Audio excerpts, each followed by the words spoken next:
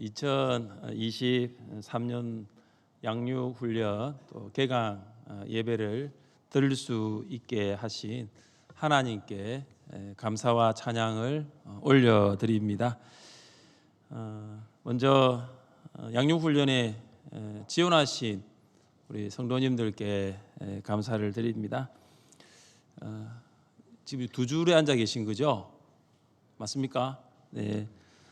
손 한번 들어주세요. 제7기 성경대학 네, 손 내리시고요.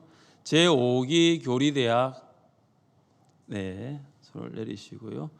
제4기 성경배경대학 네, 손을 내리시고요. 제6기 제자훈련 네, 손을 내리시고요. 이렇게 2023년도 양육훈련에 지원해 주신 우리 훈련생들에게 우리 성도님들 큰 박수로 격려해 주시기 바랍니다.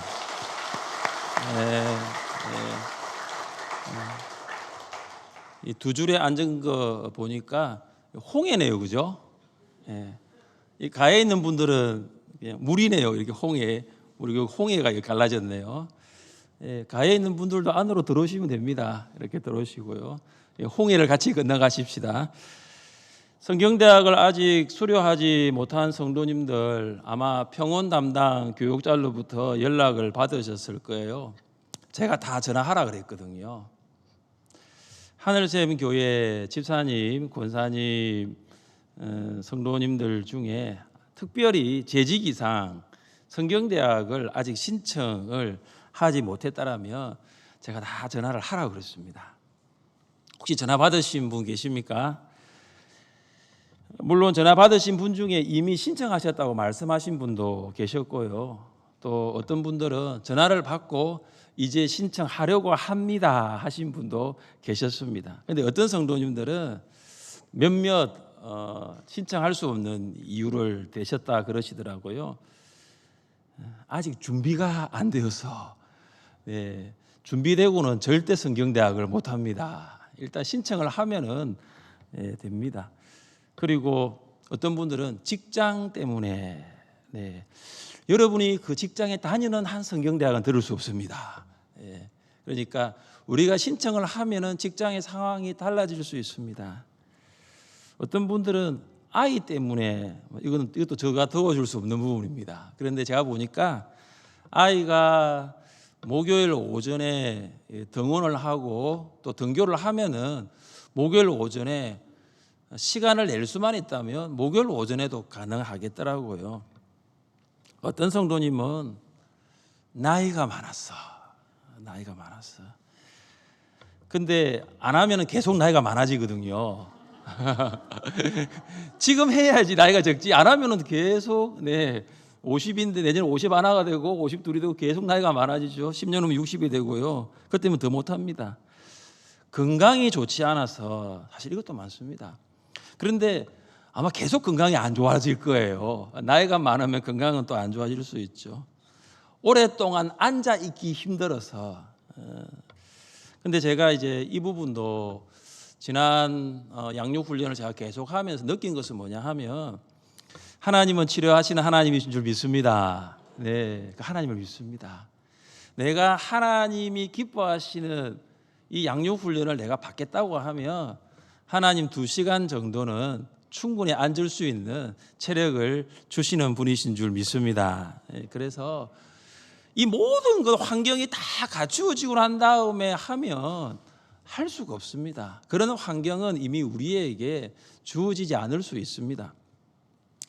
제가 제6기 제자훈련을 기도하면서 몇 분의 성도님들께 제가 구두로도 전화로도 말씀을 드렸습니다. 장로님, 집사님, 권사님, 제자훈련 신청하시지요. 갑작스러운 제자훈련에 적지 않는 당황을 하셨더라고요. 왜냐? 예상하지 못한 제안이었으니까요.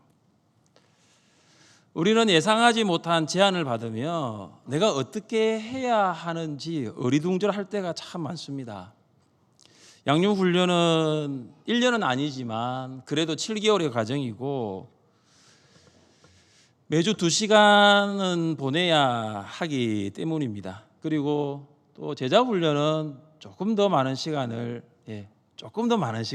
보낼 수 있습니다. 잔잔한 갈릴리 호수와 같은 이 평온한 내 삶에 갑작스럽게 두려워지기 시작합니다. 어떤 일을 시작한다는 데에는 항상 두려움이 있습니다. 우리는 어떠한 마음이 있냐면은 내 삶의 안전지대가 있습니다. 그래서 내 삶의 안전지대에서는 단 1cm도 벗어나고 싶지 않는 마음이 있습니다. 여기 있을 때 평안하다는 것이죠. 그래서 출근하고 직장 가고 일하고 퇴근합니다. 이게 일주일의 사이클입니다. 그 사이클 중에 한 가지가 들어온 것이 뭐냐 하면은 주일입니다. 주일날 1시간 예배하고, 여러분은 예외지만은 식사하고 오후에는 집에 가서 쉬는 거예요. 근데 갑자기 오후 3시 반부터 5시 반까지 양육을 받으려고 하니까 이 내 삶에 있어서 뭔가 하나가 들어오는 것이죠. 이런 일상 안에 양육 훈련이라는 새로운 것을 넣고 싶지 않는 마음이 우리에게 있어요.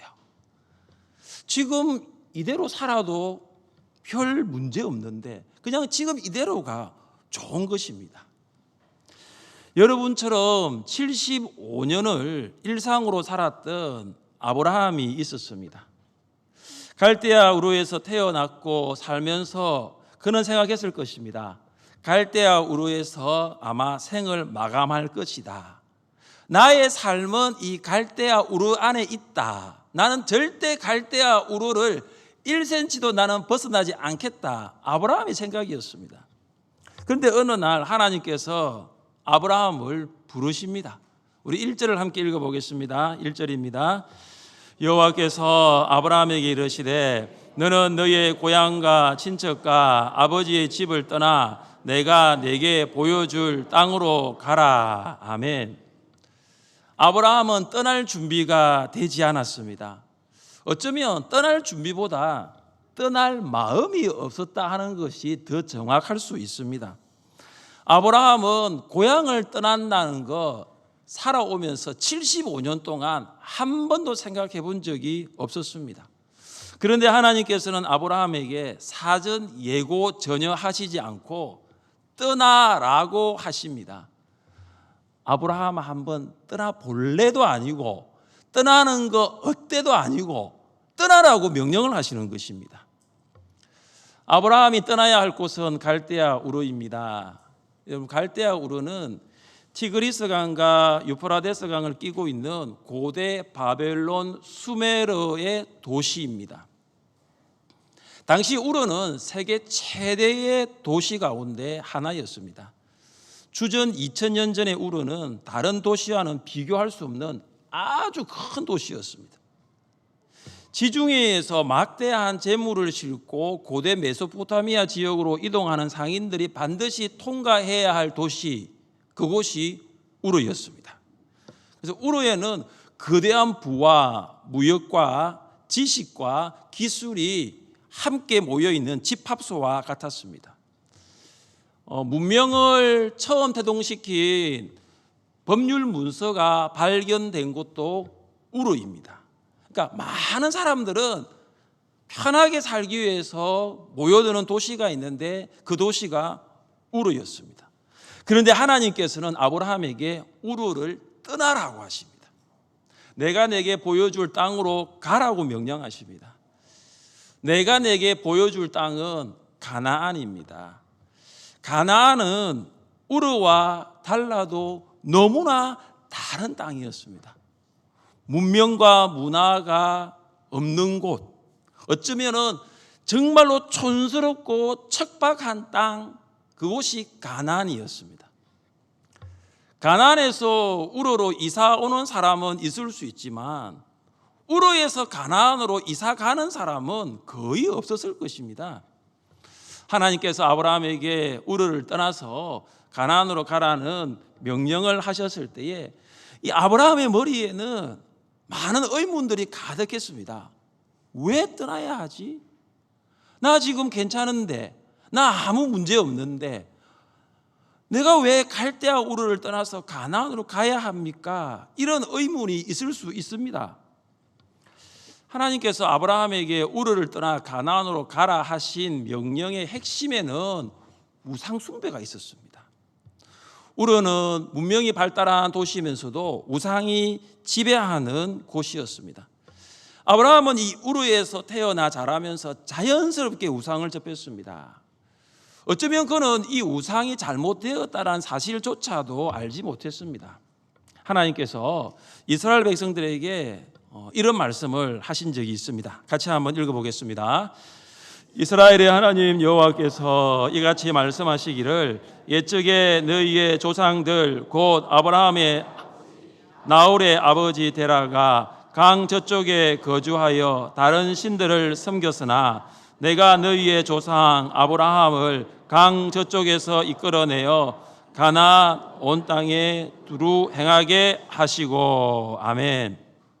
여기 보시면 아브라함을 이야기하면서 우르의 사람들이 그 당시에 우상들을 섬겼다, 다른 신들을 섬겼다라고 합니다. 성경대학을 공부하시면은 이 창세기 12장의 내용이 있는데 거기 보면은 그 당시 우르 사람들이 섬겼던 신이 3,000개가 넘는다는 게 성경대학에 있어요. 달신인 난나르를 포함한 3,000개의 신을 이 갈대아 우르에 사는 사람들이 섬겼어요. 그러니까 아브라함의 아버지 데라 역시 우상을 섬겼던 것입니다. 이 우상은 당시 갈대아 우르의 문화이면서 종교였습니다. 하나님께서 왜 떠나라고 하십니까? 우상이 가득한 곳이기 때문에, 우상이 가득한 곳에서 떠날 것을 명령하십니다. 아브라함이 태어난 가정이 불신 가정이라는 사실을 알 수 있습니다. 유대인들은 이 아브라함을 믿음의 조상이라고 부르죠. 아브라함은 처음부터 완벽하거나 흠이 없었던 사람이 아니었다는 것입니다. 그런데 이 아브라함이 믿음의 조상이 될 수 있었던 것은 한 가지입니다. 떠나가라는 하나님의 명령에 순종했다는 것입니다. 하나님의 명령에 아브라함이 순종하지 않았으면 결코 떠날 수가 없어요. 그리고 결코 갈 수가 없습니다. 믿음의 여정은 시작조차 되지 않았을 것입니다. 믿음은 언제 시작이 되느냐? 떠나갈 때예요. 하나님의 명령에 순종할 때, 그때 믿음이 시작이 되는 것입니다. 사랑하는 성도 여러분, 우리에게도 떠나가야 할 곳이 있다는 거 아십니까? 우리에게도 떠나야 할 곳이 있다는 것을 아십니까? 여러분, 예수님을 믿고 있으면서 세상 문화 가운데 여러분이 있으면 하나님께서는 여러분에게 말씀하십니다. 세상 문화를 떠나라고 말씀하시는 거죠.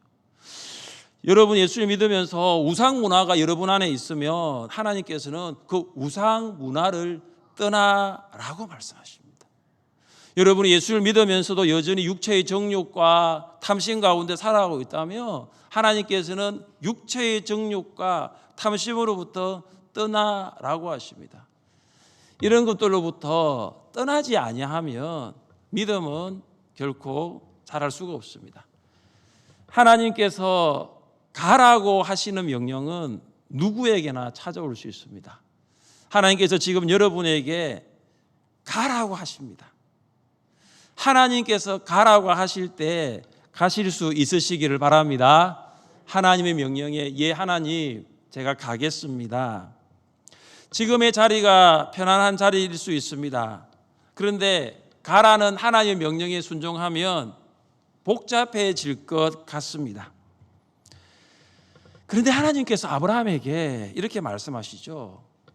내가 함께 갈 테니 가라는 거예요. 내가 너와 함께 동행하겠으니 가라는 것이죠.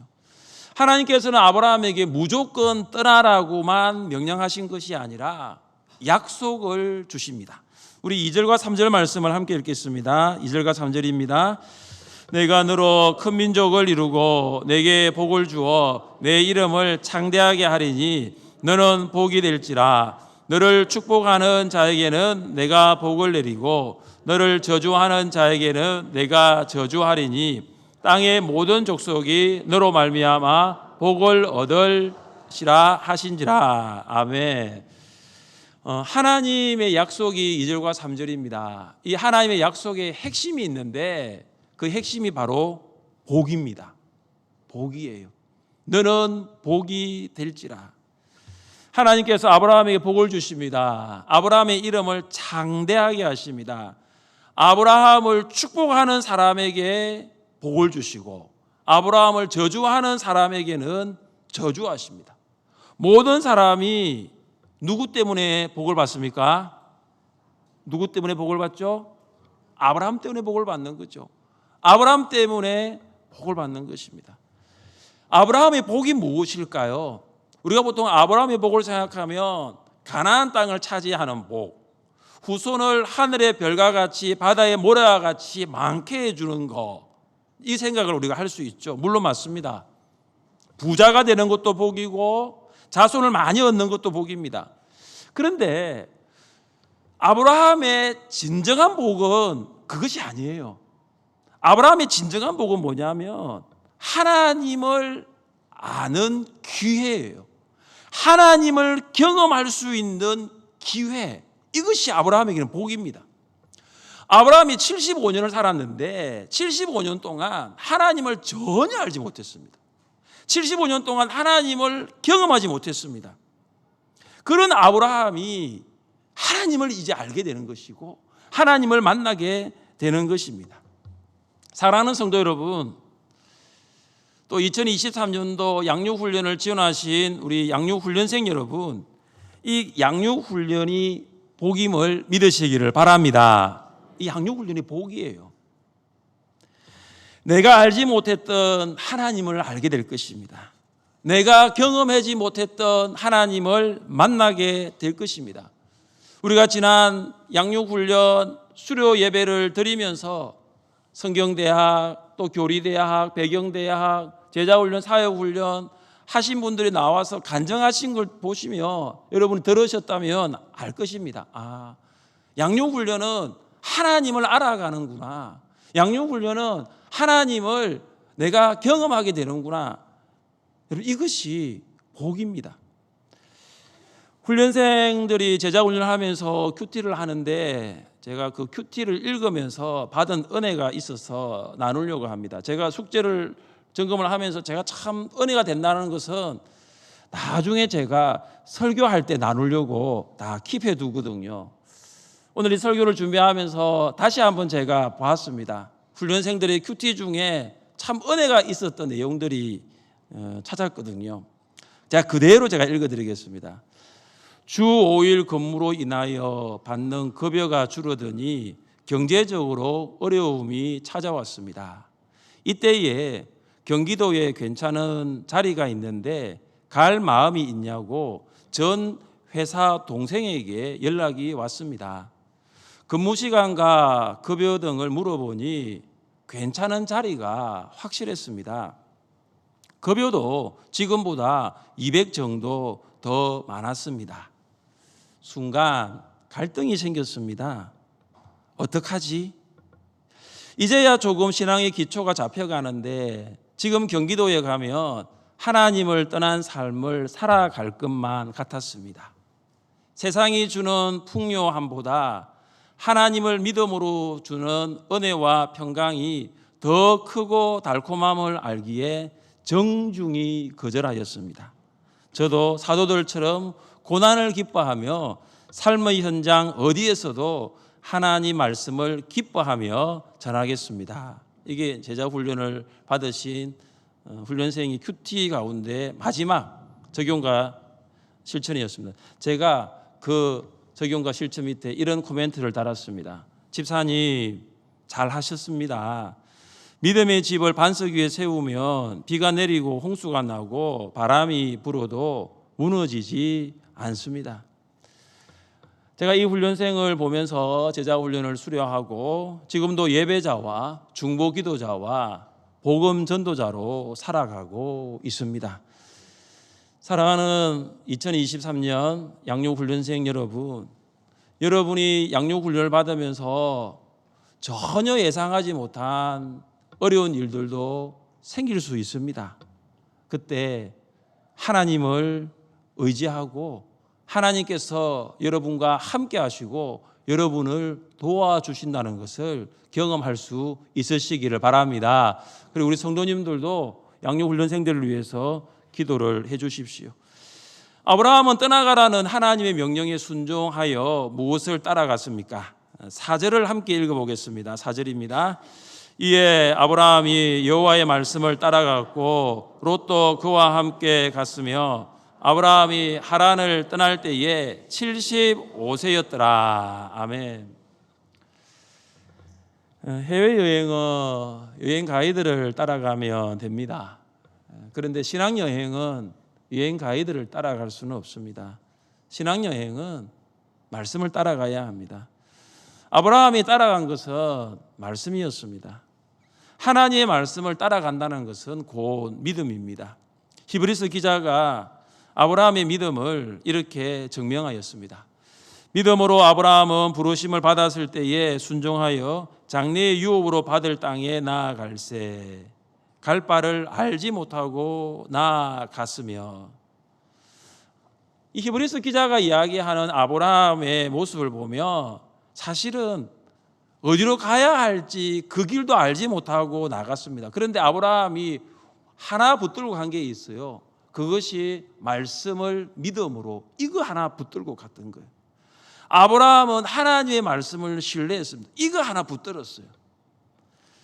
아브라함이 하나님의 말씀을 따라갔을 때 그의 믿음은 큰 믿음이었을까요? 아니면 작은 믿음이었을까요? 처음 신앙생활을 시작하는 사람에게 큰 믿음이 있다고 말할 수 없죠. 작은 믿음이었을 것입니다. 하나님의 말씀 붙드는 그 믿음 하나 아브라함이 가지고 있었어요. 아브라함의 이야기를 읽어본 성도님들은 아브라함이 정말 믿음의 조상이었는가를 의심할 수 있습니다. 아브라함의 믿음이 참 연약했거든요. 창세기를 계속 읽어보시면 가나안의 흉년이 들었을 때에 아브라함이 가족을 이끌고 애굽으로 내려갑니다. 그때 아브라함은 자기 한 목숨 살기 위해서 바로에게 아내 사라를 뭐라고 이야기하죠? 누이라고 하죠. 아내를 아내라고 말하지 못하는 아브라함. 끝이 아니죠. 그랄랑 아비멜렉에게도 또 아내를 아내라 하지 못하고 누이라고 또 거짓말합니다. 한 번만 해도 참 어떻게 보면 아브라함의 부족함이 있는데 똑같은 걸 두 번이나 한 것이죠. 여기서 끝나지 않았죠. 아브라함은 하나님께서 약속한 아들을 11년이 지나도록 주시지 않자 참다 못한 사례는 아브라함에게 어리석은 제안을 합니다. 여보, 하갈을 통해 후사를 보면 어때요? 아브라함이 그때 큰일 날 소리, 우리 하나님 끝까지 믿어봅시다, 그렇게 말을 하면 좋았을 텐데 그렇게 말을 하지 않았습니다. 아브라함은 이 사례의 제안을 동의해 버립니다. 이것이 아브라함이었어요. 그런 아브라함을 하나님께서 복되게 하시고 아브라함의 이름을 창대하게 하시고 아브라함을 축복하는 자에게는 복을 주시는 이유가 무엇입니까? 왜 모든 사람이 아브라함 때문에 복을 받습니까? 정말로 아브라함이 부족했어요. 정말로 아브라함이 믿음이 작았습니다. 그런데 아브라함이 잘한 것 딱 한 가지가 있더라고요. 오늘 본문 4절에 보면 아브라함이 하나님의 말씀을 따라갔다는 것. 부르심을 받았을 때에 떠나가라고 하나님께서 아브라함에게 말씀하실 때에 따라갔어요. 보이지 않고 정말로 잡히지 않는, 어떻게 보면은 정말로 이거는 어떻게 보면 하나의 모험으로 생각할 수 있는데 하나님의 말씀을 그냥 따라갔다는 사실이죠. 팀 켈러는 이런 말을 했습니다. 우리를 구원해 주시는 것은 우리 믿음의 질이 아니라 대상이라고 했어요. 아브라함의 믿음을 보면 아브라함의 질이 좋은 믿음이라고 볼 수 없습니다. 그러나 아브라함이 따라간 것은 아브라함의 믿음이 아니라 하나님의 말씀이었다는 것입니다. 하나님을 믿었습니다. 하나님을 신뢰했습니다. 하나님을 믿고 따라가면 결코 후회하지 않는 줄 믿습니다. 여러분, 지금의 모습이 완벽하지 않아도 좋아요. 믿음 하나면 족합니다. 하나님을 믿는다면 하나님께서 얼마든지 큰 역사를 행하실 줄 믿습니다. 양육훈련을 앞두고 계신 성도 여러분, 양육훈련을 받을 수 있는 좋은 환경이 아닐 수가 있습니다. 아이 때문에, 건강 때문에 염려가 되십니까? 그것이 중요한 것이 아닙니다. 내가 잘할 수 있을까? 끝까지 완주할 수 있을까? 염려가 되십니까? 그것보다 지금 더 중요한 것은 말씀을 굳게 붙들고 발걸음을 내딛는 믿음의 여정의 시작입니다. 아브라함은 우리에게 믿음의 여정이 무엇인가를 잘 보여줍니다. 믿음의 여정은 떠나는 것으로부터 시작합니다. 세상에 붙들려 있으면 믿음의 여정을 시작할 수 없습니다. 그리고 여러분이 세상을 붙들고 있으면 믿음의 여정도 시작할 수 없는 것입니다. 사랑하는 성도 여러분, 여러분을 붙잡고 있는 것이 무엇입니까? 그리고 여러분을 붙잡고 있는 것은 무엇입니까? 그것으로부터 떠날 수 있기를 바랍니다. 오랜 세월 교회를 다녔지만 아직까지 세상의 것에 매여서 떠나지 못한다면 오늘 이 시간, 지금 이 시간 믿음의 여정을 시작하는 첫날, 첫 시간 될 수 있기를 바랍니다. 부족하고 연약하다거나 조금 더 내가 준비해서 출발해야 한다고 말씀하지 마십시오. 아브라함도 부족하고 연약했습니다.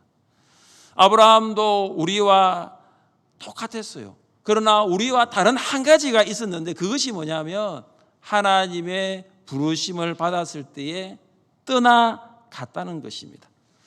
여러분도 아브라함처럼 떠나가 보십시오. 말씀이 여러분의 믿음의 여정을 도울 것입니다. 여러분이 앞장서 가는 것이 아니라 하나님의 말씀이 여러분을 인도해 갈 것입니다. 하나님의 말씀이 인생의 어두운 밤길을 비추는 등불이 될 것입니다. 양육훈련생 여러분, 하나님의 말씀을 끝까지 따라서 모든 양육훈련 과정을 완주하시기를 바랍니다. 양육훈련을 받으면서 하나님을 알고 하나님을 경험하십시오. 양육훈련을 통하여 하나님께서 여러분을 복되게 하시는 줄 믿습니다. 그리고 성도 여러분, 양육훈련을 받는 성도님들을 위해서, 양육훈련생들을 위해서 하루에 한 번 이상 꼭 기도를 해 주십시오. 양육훈련 받는 중에 영적인 전쟁이 치열합니다. 그러나 여러분의 기도가 있으면 이 영적 전쟁에서 승리하고 끝까지 양육훈련을 수료하게 될 줄 믿습니다. 우리 모두 아브라함처럼 떠나가라는 하나님의 명령에 순종하여 끝까지 믿음으로 살아가시기를 주님의 이름으로 축복합니다.